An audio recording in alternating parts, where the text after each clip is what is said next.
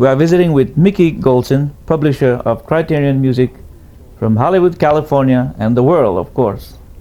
Okay, Mickey, you know, one of the fascinating story about the young writer that you know very well, that you publish his work, is Mr. Eddie Lund. Would you tell us about Mr. Eddie Lund? Well, actually, Eddie Lund is the reason that I got involved with Polynesian music. Just so. At the time, it was in about 1950-51, I was a pop music publisher. And whatever hits I had were in the pop field, like Dream, Moonlight in Vermont, etc. And one day I was in a dentist's office, and I picked up a holiday magazine. And they had a series of articles month to month based on a book by James Michener, which he was then in the process of writing, called Return to Paradise. And the chapter that I happened to see in the dentist's office was about Tahiti. Well, I picked it up and saw about this American who had come to Tahiti in the mid-30s and decided to stay there. And he was a songwriter and a pianist, and wrote songs that were sung all over Tahiti.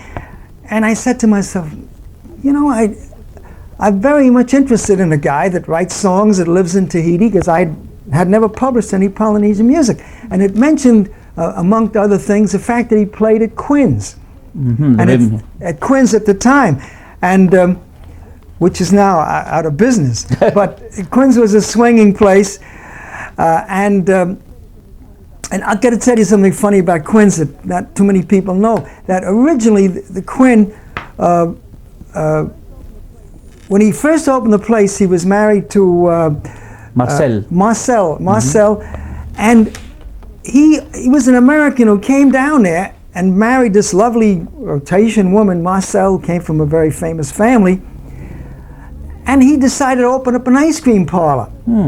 And so he opened it on the waterfront, figuring, well, he got a nice place with outdoor tables, and the sailors would come in and they'd look at the sign ice cream and they'd run to the first place that said beer or liquor. And so he was doing no business until finally somebody says, hey, Quinn, I got to tell you something.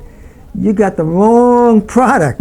You're on the waterfront, man. They want to come in and have a swing in time. So somebody convinced him to change it from an ice cream parlor to a saloon, as it were. And overnight it became a success. And they had a band, and that's where Eddie Lund got his start. Because according to the story, Eddie played piano and had a little group, and he, as a matter of fact, he even had the liquor concession there.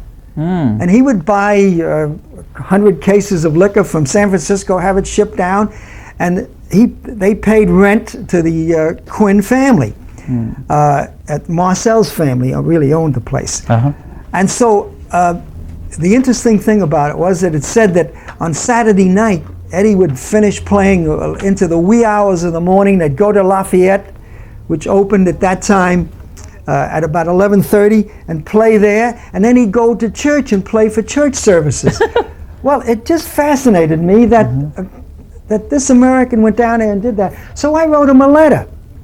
I just took a chance. I wrote Eddie Lund, care of Quinn's, Papeete, Tahiti.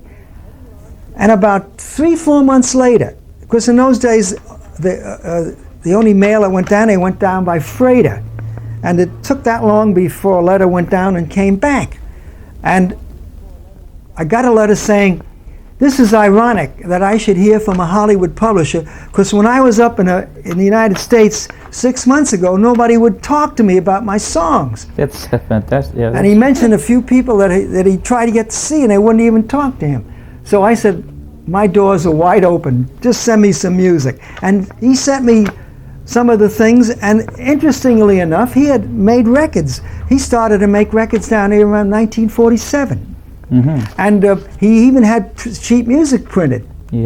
And so I started this association with Eddie Lund, and next thing I know, I met some Hawaiian people and started to publish Hawaiian songs, and that's how I got into the field. But it was through Eddie Lund, this American who went to Tahiti, and who really has become the Stephen Foster of Tahitian music. So you went on, you came back and did some more work. Yes, and I also had established Hawaiian music. I was a member of Friends of Tahiti and a Polynesian Society, which is all Tahitians, Samoans, Hawaiians. And so I got friendly with them, and I was the only publisher interested in Hawaiian music at the time. Nobody else seemed to be interested. And eventually I tied in with Gaston Guibert and Yves Roche. And so those three people were my key. There was Eddie Lund, there was Yves Roche, and there was Gaston Guibert. That was my start. I remember when I first visited the office 15 years ago, or more than that, there was a gentleman by Leon Pobe writing a very famous song. That's right. For a Hawaiian singer. Sure, that's right. Well, as a matter of fact, Leon Pobe was a good example. He was from Brooklyn, and he'd never seen Hawaii, and yet he wrote two of the biggest hits of all times, Pearly Shells and Tiny Bubbles. That's right, that's the one. So it was a case of Eddie Lund was a good songwriter. Now, had he come up to America and stayed in America, he may have become a big pop songwriter. What's the best memories that you could tell us about Eddie Lund, the writer, the friend?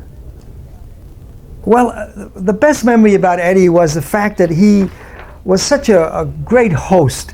When you, on Sundays he had open house. He has a house out in Paea, and right on the water, and he used to have a big spread every Sunday afternoon. And what wonderful talent! Emma Marie Terangi was there, Marie Terangi, and they used to sit around drinking old Koleau and whatnot, and Moya Chapman was a great cook, and it was so fantastic to listen to these people sing and play songs. It was a dream world. I can never forget those days on the beach at Eddie's house.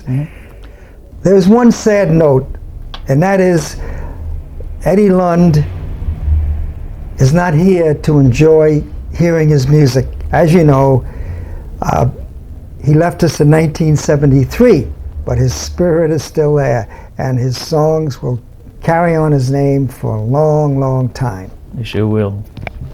And also, Mickey, you know, I see beautiful pictures that you on your album covers.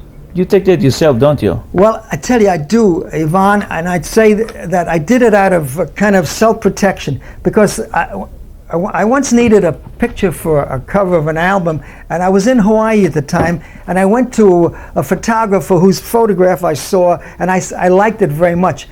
And so I called him up, and I said, gee, I saw one of your photographs. It was a Tahitian dancer. And I said, I'm very much interested in it for a cover of an album. What would you charge me for it? And the guy was very brusque. He said, $500, take it or leave it. Well, I said, my God, I could buy the best camera in the world for $500 and take my home. So I did it, and I didn't have to spend $500. And so I bought my own camera, and from then on, I started taking my own photographs. I must say that I had been doing photography ever since I got in the music business back in 1936. And so I had a little head start, but it kind of forced me into it. And I was so fortunate that I was able to take pictures in a place like Tahiti. What a beautiful, beautiful place. And so I now have a collection of thousands of wonderful prints and slides. And whenever I need an album cover, I just go into my files and I pick out. And I'll tell you something, a beautiful girl is a beautiful girl is a beautiful girl, whether you took it in 1960 or 1970 or 1980. And then, of course, the big moment of my life was when I was called in to be the consultant on the Tahitian music for Mutiny on the Bounty. I have good memories from that also. This, to me, was the highlight of my life because it gave me an opportunity to contribute something to an important movie. And at the time, they were having a great deal of difficulty in selecting the right music. Whatever they turned into the producer, he felt was not typical of the Tahitian music in the eyes or the ears of the public. For example, Ute's may be very authentic, but to the average ear it would sound very Oriental and not Tahitian. So we had to select music that was typical of the late 18th century, and still would be attractive so that the public would think it appealing. And I went down there with a troupe of the MGM people, and I spent 6 glorious weeks. We got the music done. Eddie Lund had written a song called Te Manu Pukarua, which had the flavor of that period, and that was a good spot in the movie, plus some original music that we injected that had the right flavor. Fortunately, the comment on the music that we did was excellent, and we had a wonderful composer by the name of Branislaw Kepa, who did the background music and wrote the theme song, Haere Mai, which was such a haunting, beautiful song. As a matter of fact, it was so good that a German recorder came to Tahiti and made a record of it, and on the label he put down authentic Tahitian music, forgetting all about Brani Kepa having written it. So it was one of the highlights, and I felt that people who saw the bounty, and there were many, many millions, got a feeling of Tahiti. Of course, the picture did a lot to help the image, but I felt that the music didn't hurt. And thanks to you, Mickey. Thank you very much. It's been a pleasure talking to you. And Criterion Records has done a great job. Reo Tahiti, I should say. And I know these songs are something that should be collected. Marudu Mickey, thank you very much. Et merci beaucoup.